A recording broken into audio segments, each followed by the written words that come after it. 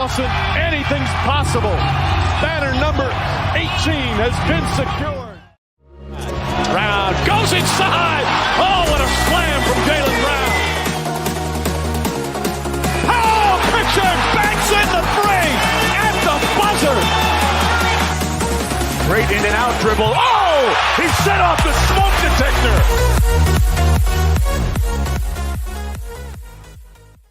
What's up, everyone, and welcome into your Celtics Source, home of your 2-1 Indiana Pacers. Just a couple minutes here before Game 4 between the Minnesota Timberwolves and the Oklahoma City Thunder. But I wanted to take the time to talk about, the Knicks Pacers series and, the Knicks, fighting back in this series last night. Based on some, interesting lineup situations that I don't know, would have happened without some, unique scenarios in this game, right? Karl Anthony Towns, right? He had his best game of the playoffs, I would say. But he comes off the bench to start the game, right? Tom Thibodeau decides to go with Mitchell Robinson, which, provides an extra level of defense. Obviously, doesn't have the offense, but he thought that the main problem in this series was the the Knicks' inability to stop the Pacers. Right, you still have Brunson out there, who can provide a lot of the scoring, but Tom Thibodeau goes double big, and it doesn't really work. Right, the Pacers get out to a 20-point lead by halftime. The same sort of strategy, same sort of play that they had been doing throughout games 1 and 2, right? Just getting rebounds and just throwing it ahead in transition and basically just out sprinting the New York Knicks defense, right? And the Knicks, they were making a couple shots here and there, but just the free points that the Pacers were getting on these transition baskets outweighed anything that the Knicks could do on their offensive end. But things changed in that sort of second half and third quarter. It's funny. Usually a series doesn't start until the road team wins a game. It feels like in both of these, Eastern Conference and Western Conference, the series doesn't start until a home team wins a game. I don't think a home team's a home team won a game, in New York, or in Minnesota, where the Wolves win Game 3, but the home team hasn't won a game yet in New York versus Indiana, right? We'll see what happens tomorrow night, but it's kind of funny how the Pacers have been so dominant on the road this year. They've been okay at home, but it's so weird. The Celtics struggled at home. Other teams, feels like this is a playoffs thing where teams are struggling on the road. Everyone except or teams are struggling at home. Everyone except OKC, who won the first 2 games at home. But Jalen Brunson and Karl Anthony Towns were in foul trouble immediately from the get-go, right? And that's part of the reason why Tom Thibodeau goes with Mitchell Robinson over Karl Anthony Towns, because Karl Anthony Towns hadn't been providing enough on the offensive end to make up for a lot of his silly mistakes that he makes on the defensive end, right? He's been making a lot of undisciplined fouls, a lot of slapping at someone's arm when they drive to the basket, and not doing enough to stop the shot from going up. So a lot of these leading to and ones. If you're gonna foul, at least stop them from getting to the basket, right? But when you just lightly tap them and they're calling it, and then they get a uncontested layup afterwards, you're not doing anything, right? And so Karl Anthony Towns, he comes on, halfway through the first quarter, and he does, what he's been doing for most of this series. A couple rebounds here and there, a couple points, but not enough to,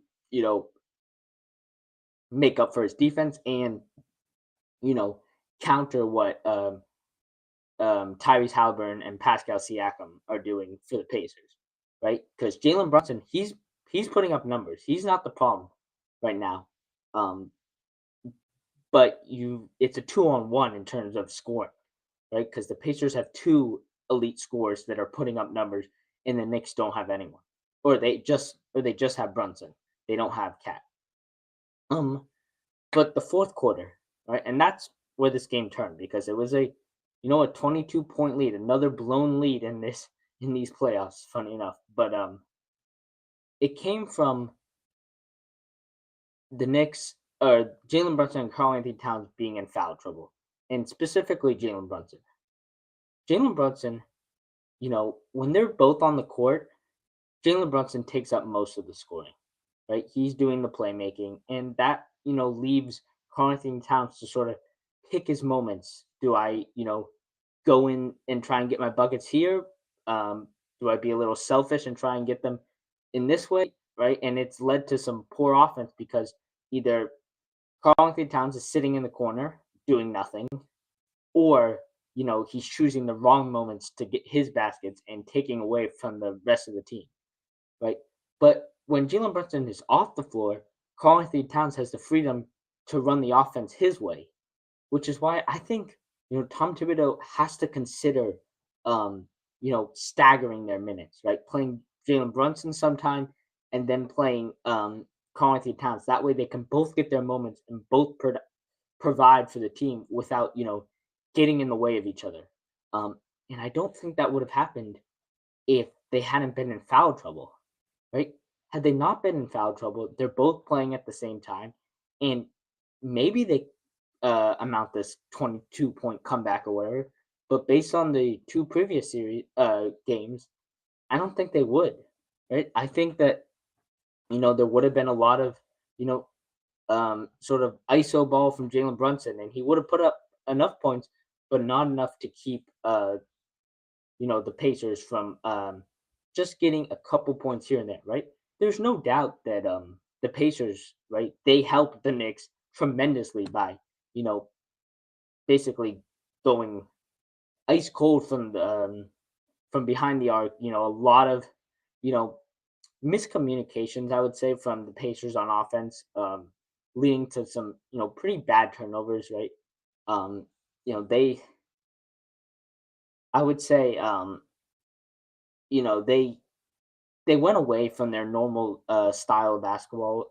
They slow the pace way down, which obviously helps the Knicks, gives them more time to get points on the board, right? But we'll talk about Karl Anthony Towns for a second, because I would say this was the first game where he truly became a New York Knick. I would say, right, the first moment where he shows up in a big moment and helps the team, right? 24 points, 22 of which I believe were in the fourth quarter, right? 15 rebounds. Obviously, he was tremendous on the boards throughout the game. And we'll talk about some big rebounds that he and Josh Hart had to close out the game late. But, the early turnovers, right? 6 turnovers, just 2 in the second half. He, first time that he's made, I think, more than 1 or 2 threes in this game, right? He, I would say, has struggled from the 3-point line for sure. Right? He hasn't been able to get open looks. They've been, forcing that issue, making sure that he doesn't get points that way. And so, both the Celtics and the Pacers have done a great job of limiting his 3-point shooting. And so he's had to, find ways to score in the paint. And in that fourth quarter, it finally felt like they found the right way to, have him dish the ball out and then get it back in a place where he has a mismatch on him, and then he can drive without, risking picking up a offensive foul, or having to exert a lot of effort to get those points. And we'll see if he can do it. Again, I'm afraid that Tibbs is going to go back, assuming they're not in foul trouble, and play both Brunson and Cat at the same time, and I don't think that's going to work. I just think that you need them staggered. That way, they're not getting in the way of each other. You know, we'll keep it short here. We'll wrap it up with Josh Hart.